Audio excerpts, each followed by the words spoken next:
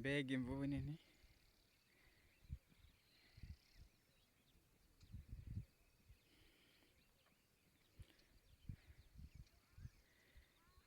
Iyi mvubu turi kuyibona ku Kagera niho iri, aho iri kona imyaka y'abaturage, ivamo igakuka ikona imyaka y'abaturage. Nk'uko muri kuyibona rero, ngiyi murayibona.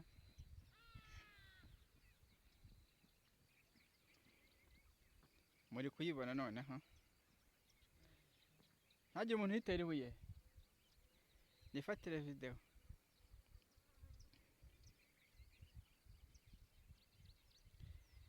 Ni inyamaswa nziza ifite amabengeza.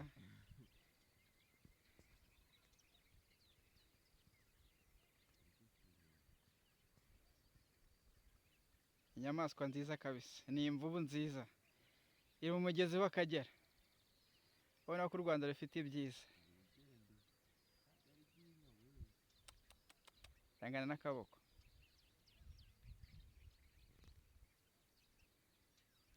Buriragiye.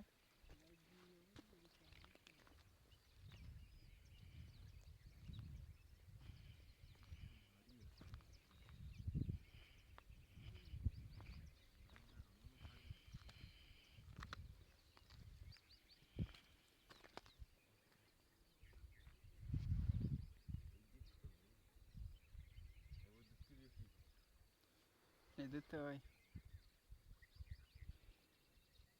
ariko ni nziza kabisa. Urabona ko ari nziza ino mvubu ikwerekaye.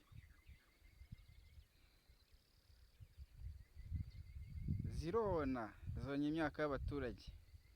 Imigozi biri mu nkuka, ibigori, irarya n'urubingo byose.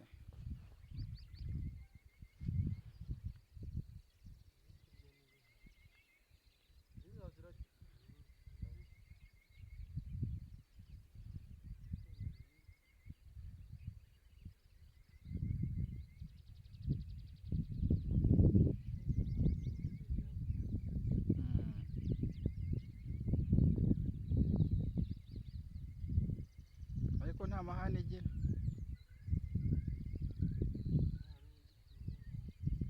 Hose urabona ntabwo itinya abantu.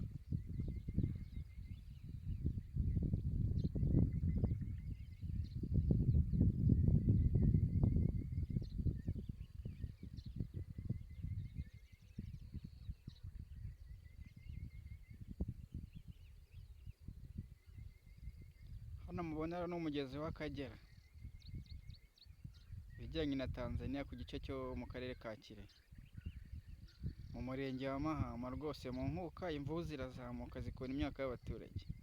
Nubwo abaturage ariko nabo ntabwo bahinga ahantu hemewe, ariko hari ukuntu abaturage biba bakajya kuhahinga, hanyuma rero imvubu zibamo umugezi zikazamuka zikona imigozi abaturage baba bashyizemo ibigori, ibishyimbo.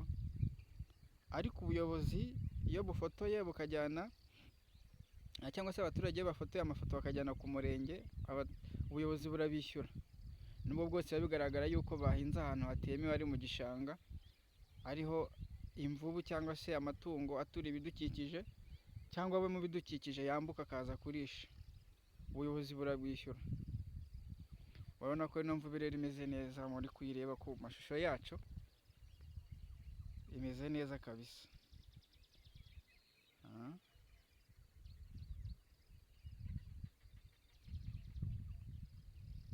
Muri kubibona nta nubwo itinya abantu rwose. Tuhamagaze iminota irenga 5, nta nubwo yatubonye ariko yanga kugenda.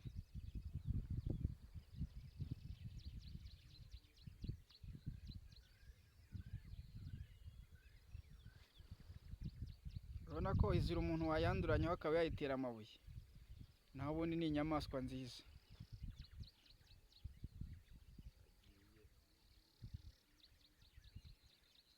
Ariko ifite iryinyo rinini kabisa. Ifite iryinyo bro. Ifite iryinyo. Urabona ko ifite umurizo mutoya tugereranyije n'izindi nyamaswa. Ariko biragaragara ko yamaze akanya kuko yahonye kabisa.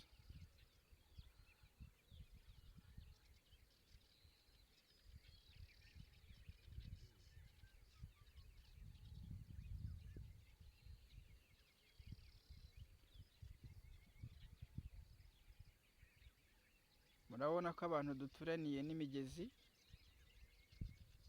tubarusha kubona ibyiza kabisa, ibyiza nyaburanga bitatse igihugu cyacu cy'u Rwanda.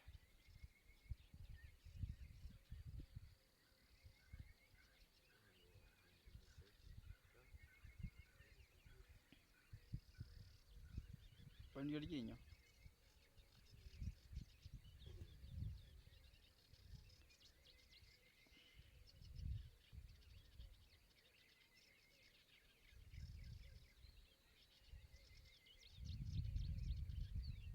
iri kubitekereza, bishobora kuba igiye kugenda. Ndashaka kuyibona yasamye, nuko itareba hano ngo yasamye.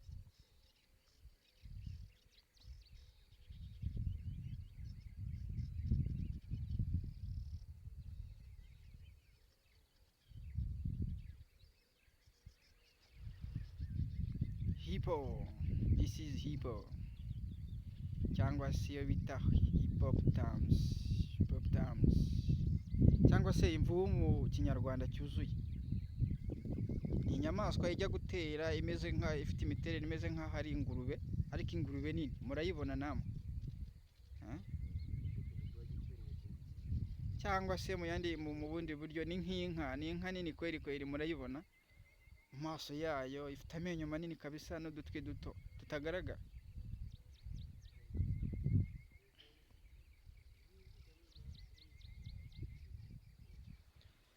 Nta nubwo ufite gahunda yo kuhava.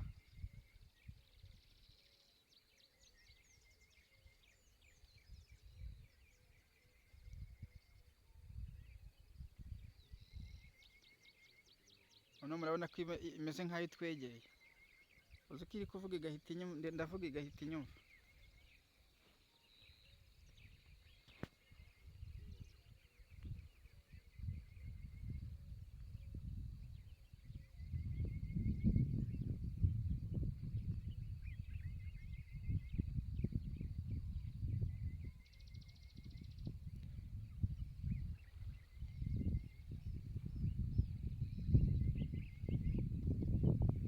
Abantu baza kujya ku Mugisha wawe TV cyangwa kuri TikTok yacu, muraza kuyibona neza, twayishyizeho kamera.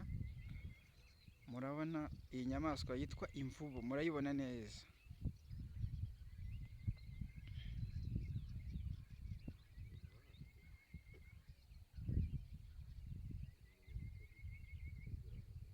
Murabona ko ifite urwasaya runini kweri.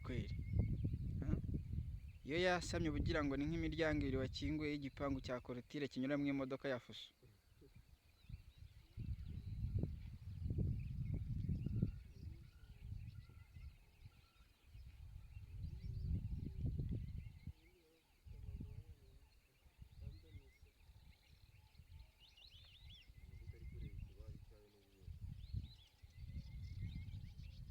Ariko abantu twaganiriye batubwiye ko iyi ngiyi ari akana, ni ntoya ku bantu basanzwe babona izi mvubu, ngo iyi ngiyi ni ntoya paraporo y'izindi basanzwe babona muri uno mugezi w'Akagera.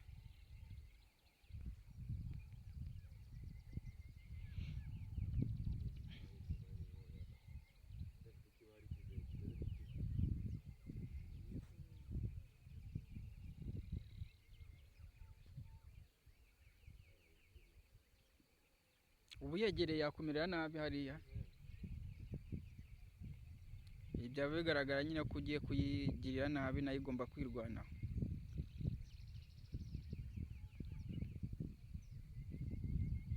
Nta na gahunda ifite yo kuva hano, iracyari kona iriya migozi.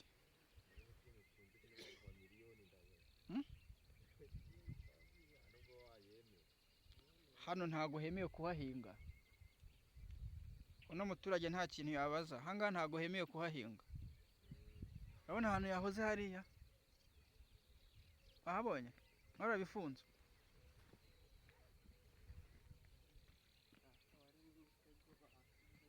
Oya, ni ahantu yahoze.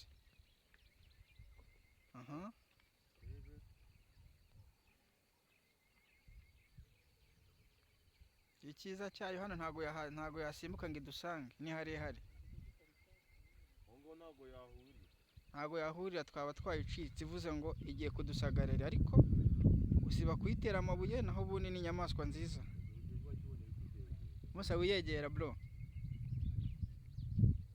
dukomeze tuyirebe dushire amatsiko.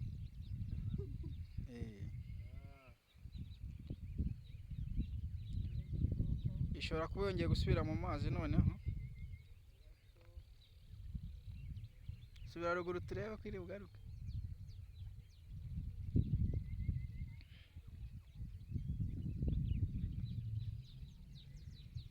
Ariko ubu ngubu abantu nka 500 ntibayirya. Harya iraribwa, izi ni inyama. Abantu 500 ntiyabahaza. Ubona ko ifite inyama nyinshi kabisa.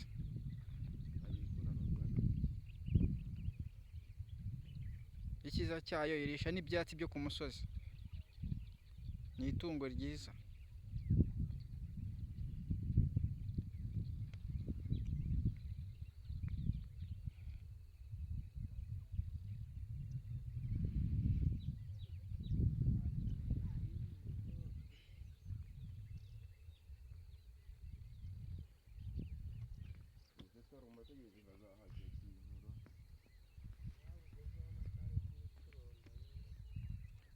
Ku bantu rero bari buze kujya ku Mugisha Wacu TV barayibona ino mvubu rwose ni nini.